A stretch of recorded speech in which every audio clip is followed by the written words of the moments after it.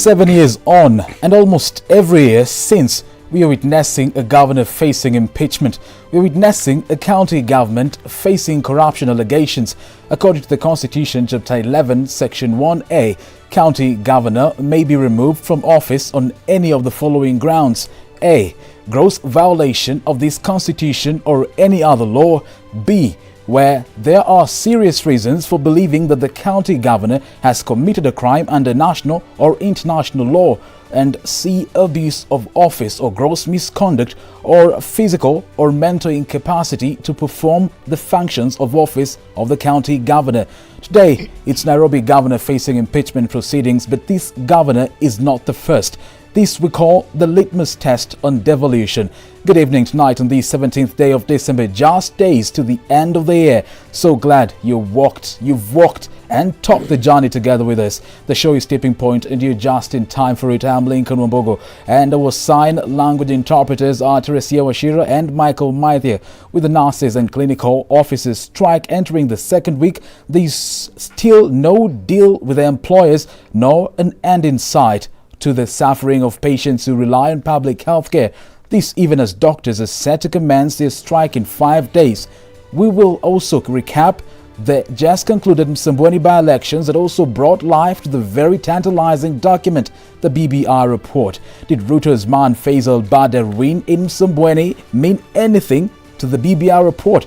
To answer this and to help us dissect this BBI puzzle and understand the devolution government, joining me tonight will be Chiragani, Member of Parliament, who will come in just a bit, Joshua Kitunyi, Embakasi North Member of Parliament, James Gakuya, and Ruth Mbogo, a youth policy and governance specialist. You can also join me by catching a seat and engaging us via our SMS line 111 on my social media handles at Lincoln Wambogo and at CTV Kenya. And to kick us off is our question of the day. Is the Senate biased on these impeachment hearing processes?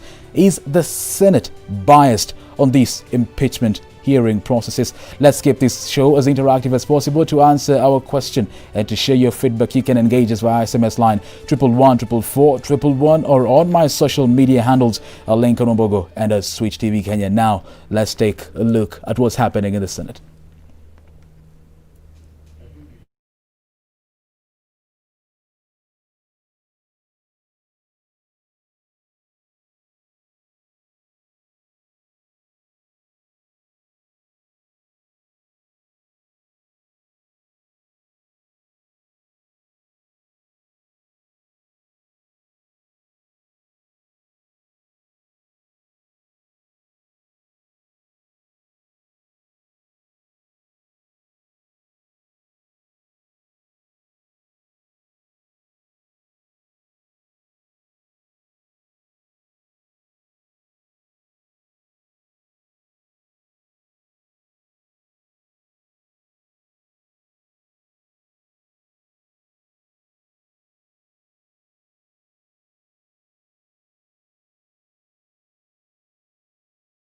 The wisdom of these authorities. Some of us might understand these legal authorities, but not everybody is a lawyer in this chamber.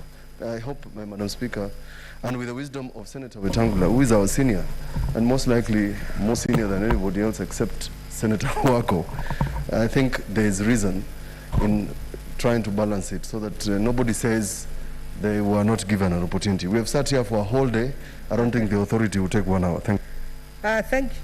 Thank you, Senators. I think everybody is leaning towards let's allow them to introduce. Whoever would like to use the authorities will use them, but priority will be given again to the council, to the county assembly. Please read. I will give you 10 minutes. I better be precise now. That's going to be 10 minutes. So you read them and prepare your reactions towards those authorities. Now we can start with the question of the day. Honorable Gakuya, thanks for coming. Ruth Mbogo, thank you for coming. It's good to have you.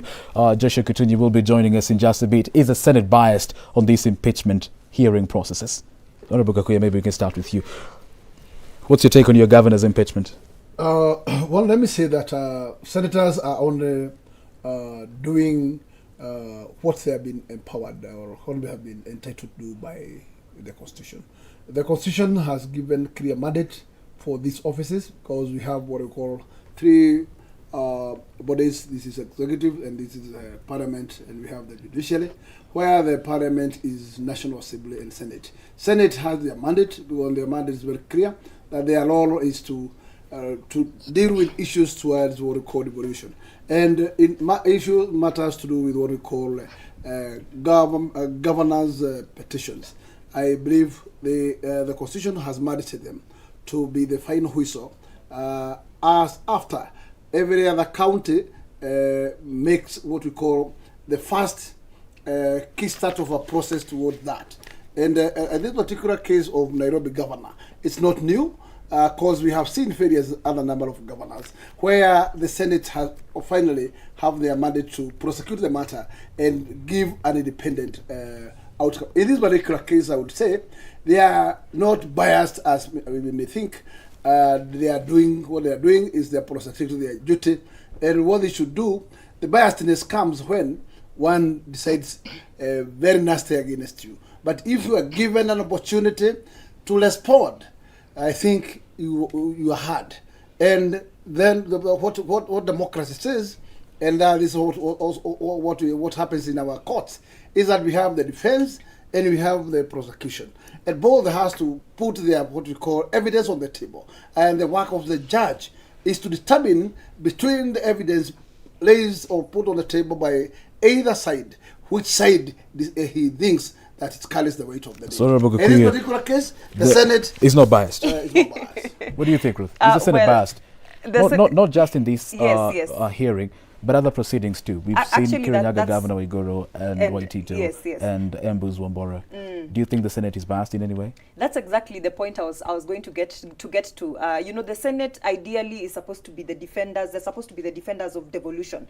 They're supposed to protect devolution. They're supposed to ensure that, you know, county governments, individually as senators from their own counties, are supposed to ensure that county governments are functioning properly, are delivering on their mandate, and generally as a house, they are supposed to protect devolution, which is a concept that we as Kenyans hoped that would work for us. In the past, there have been allegations that the Senate has been biased in certain cases. We've had, Kenyans were generally dissatisfied by their performance in the case of Anne Waiguru. I mean, personally, I expected a totally opposite result from what I saw. So you expected her to be impeached? I expected. I'm not saying that. I mean, she was exonerated by the Senate, but I did not expect that to happen. And I think millions of Kenyans share in this sentiment. But we've seen them work also in other cases, such as Waitito's case. They delivered a judgment, and based on the allegations, they were able to impeach him, and which was fair or not?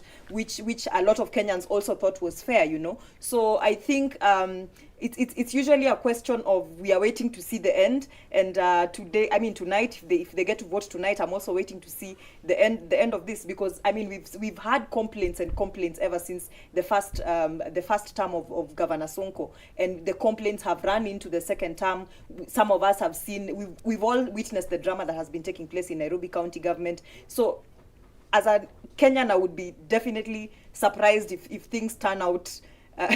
I'm not trying to preempt what the turnout should be, but I mean from the allegations, it's preposterous what has been happening in Nairobi County, and any reasonable Kenyan would expect that the senators would uphold their duty and be able to rule in favor of, come up with a ruling that would actually favor the interests of the mwananchi, which is service delivery to the people. So in the past, Ruth, to answer my question, yes, has the Senate been biased before? So for me, it's a case of it's been on a case-to-case basis. There have been cases where I have felt that they've done their part, and there are cases where I honestly thought that things would have turned out, would have turned out the opposite from what they did turn out to be. Where we had a committee or a plenary, what? In all cases, we've heard of allegations of whether there's a plenary or whether there's a committee. We've all heard of cases where you're told that senators were either paid to vote in a particular way, whatever the case. So we are just waiting for the outcome for this particular case. My good friend, I can tell you, politics are politics worldwide. We have seen a process where the biggest office in the land, which is Trump's office, was under impeachment. And after every process was underway, you found that there was a certain house where he enjoyed the numbers, and the numbers stood with him. Then don't. Politics are politics. That's You know why, the question. as people of the BBI today, Honorable Gakuya. we are speaking of BBI driven politically. Yes. And this is a wave. The question Honorable is Gakuya. that are these numbers organic? That's the question. What Are these numbers organic? what I'd like to ask Honorable Gakuya is Embakasi North is in Nairobi County. Yeah. What's your take on your governor's impeachment motion? Is it long overdue? Did you expect it to happen? One is that, in fact, this is a choice of Nairobi. What I can tell you is that actually choices has consequences. And if there is anybody who is going what you call a Makelod, is that Nairobian, who expected to elect a populist just to get what we call magic as a result. There's no way. That's why Nairobi has, if Nairobi, and it's very important to have what we call case study. This is a running process that Nairobian, if they are not going to run with this, it's up to them. Because you either decide whether you need a manager to manage your resources, or either you bring a drama person whom you accept drama all the way. And there is nothing much you expect from Sonko. So you're saying that Sonko's impeachment was long overdue? I can say, let me tell you, Long overdue. I can tell you for sure, I cannot stand here to say that Sonko deserves to be impeached. Because he was put in office by Nairobians. And let me tell you, he needs to enjoy his term. Yes, because who should suffer is Nairobians. Because they are the people who made a wrong mistake. But not the Sonko. They knew Sonko very well before giving him the mandate. Yes, at this particular time, I would say they can blame themselves. They can't blame Sonko. Nairobians. Yes, they made wrong choice, and then a wrong choice has a certain consequence. And what they are doing now, they are suffering out of that mistake. And what I can tell you, tomorrow, Sonko today is not mandatory that he must face the axe. He can survive. He can survive the axe tonight. And let me tell you for sure. If in case, because I'm not casting my vote, that vote is casted by what we call delegates. The delegates, I don't know whether they are lined up toward a certain direction or not. What but if politically, you cannot wave those things. Those waves are there. with what you said, Honorable Gakuya, what if you find that actually your constituency, Embakasi North, voted in Governor Sonko 100%? But anyway, that's on a light note. You know, I almost lost my seat because of being against the side of the Sonko wave. Because me, I was supporting as somebody that I was seeing becoming a manager who was Peter Kenneth. And that one, it made me to lose my ticket, my nomination. Yes, it all came back with a miracle through the power of the people. My friend. Was it necessary in the first place to devolve Nairobi County? I think it's a bit too late to ask that question because so you're asking whether Nairobi County should have been managed by the national government in the first place. Yes. To be honest, I was actually of that particular when that idea started coming in with the first wave of BBI. I was actually excited at the thought of it because Nairobi County is literally the hub, the economic hub of this country. You know, it's literally what holds and sustains. It majorly holds and sustains the country in terms of the economy. And so when you leave it to the choice of people, you know how we as Nairobians, I mean Nairobians, we are known to elect the craziest of people. Look at the kind of members of parliament that some of the constituencies have elected. Members of parliament who go around brandishing guns at in clubs and walking away freely as they wish. Members of parliament who engage in insultive language and do nothing else other than social media and basically do not deliver on their mandate. So I think we should have thought about that when we were devolving Nairobi County, and I was a bit excited. I hoped that proposition would have stuck into the BBI report because I was willing to see change. I was willing to see what the national government would have done with the leadership of Nairobi County. Look at what NMS is currently doing, and NMS is pretty much national government taking over the leadership of Nairobi County. We can see how service delivery has been quite effective ever since that happened. So that alone should give us the thought process, should make us think that maybe we could do this differently. Maybe in Nairobi County should pretty much revert back to the national government. Honorable Gakuya. A contrary opinion. Why a contrary opinion? Even before that, why is the president interfering with the operations of Nairobi? The president is not anyhow interfering with the operations By bringing NMS. No. We've seen Sonko, take it to social media and say the president gave him something. He was given something at State House. Only what I can tell you. He signed off something. He signed off Nairobi. Yes. That the viewers does not come from space. Viewers belongs to this city, most of them, and the rest belong to this particular country. And let me tell you, the Sonko was not under gun. when he was signing what we call transfers of faction at the State House. This particular process took two spontaneous days. There was a time when it was given time to go to what we call public participation, and then after that, then there was the second and final process. If somebody felt that actually he's ambushed, at that particular time there was a window, yes, to say, no, I won't accomplish this. How do I commit myself?